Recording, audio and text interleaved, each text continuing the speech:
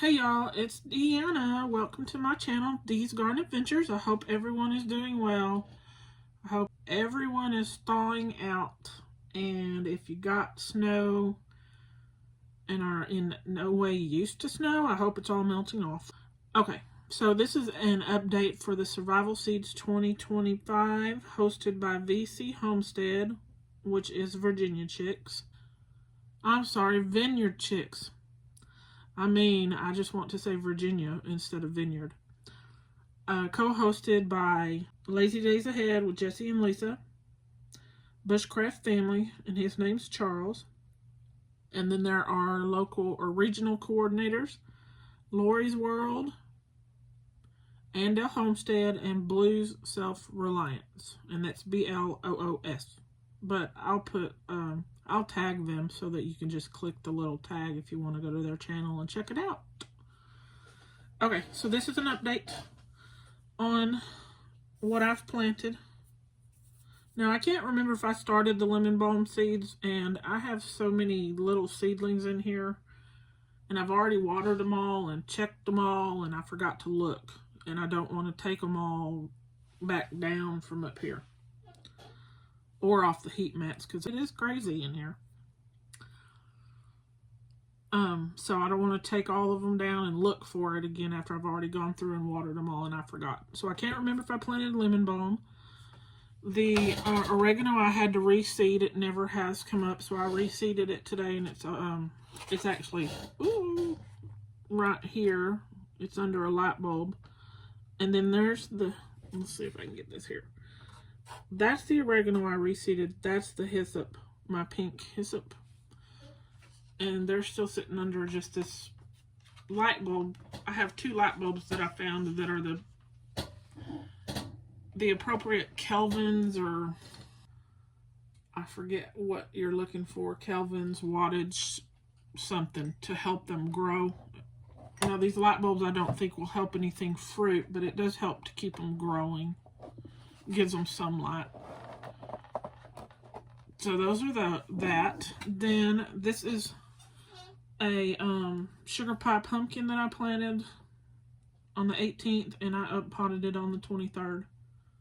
Once it came up, I put it in a pot because what I started it in is something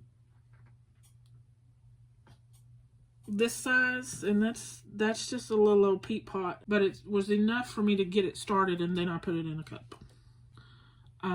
So I started one. I just started a couple of different things because I had space on my heat mat to start like 4 different things. So I did one of the sugar pie pumpkins. I'll do another. I just haven't done it yet. But that's that one. Then there's my celery. 4 celery. I'll probably up-pot these next week. Once those 2 little ones that are in here, those 2 little ones get a little bit bigger. I mean, if I wanted to today, I could. I just have to be really, really careful. But I've already been in here an hour or 2 just watering and adding soil to things, and up-potted a couple of different things. So it takes a long time when you don't have any space and you have to take absolutely everything down. Some of it one by one. Water it. Put it back. And then my heat mats take a little while. Well, one's a heat mat, one is a heating pad, but don't use a heating pad. Don't do as I do. Do the right way with a heat pad. A heat mat. There's the onions. Looks like one may not live. Can y'all see that one right there may not live? They're getting a little long. There's still two trying to come up. So tomorrow, these are going to go into the greenhouse, just set in the greenhouse.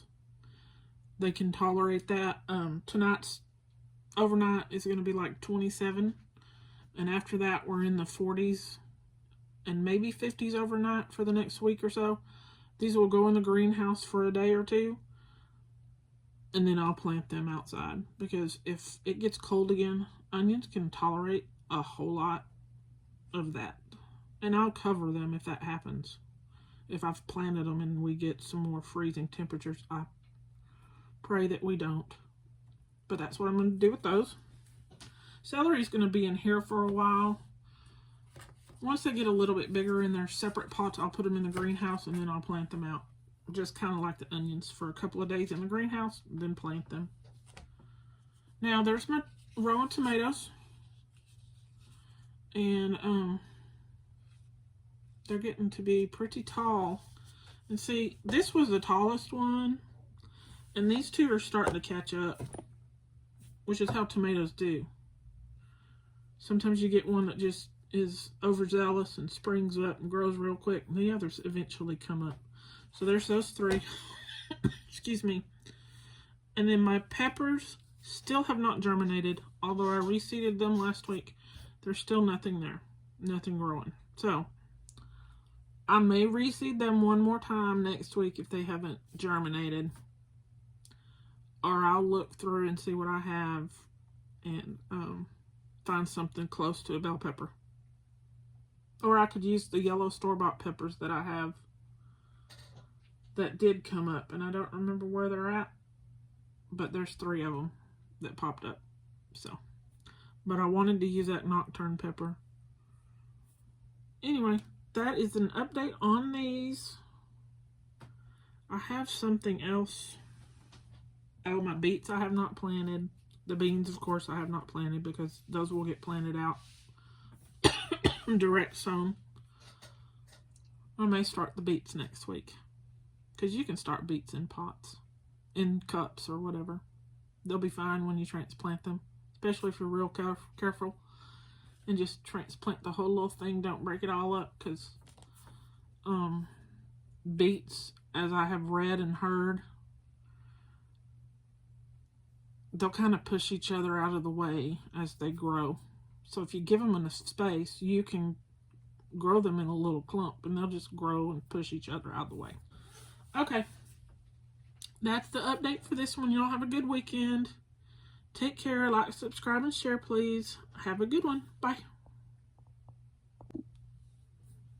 Hey, y'all. In case I don't edit out what I said about celery, y'all just kind of ignore that for the Survival Seeds 2025. It's not part of it. It's a part of a different thing. I just got it mixed up.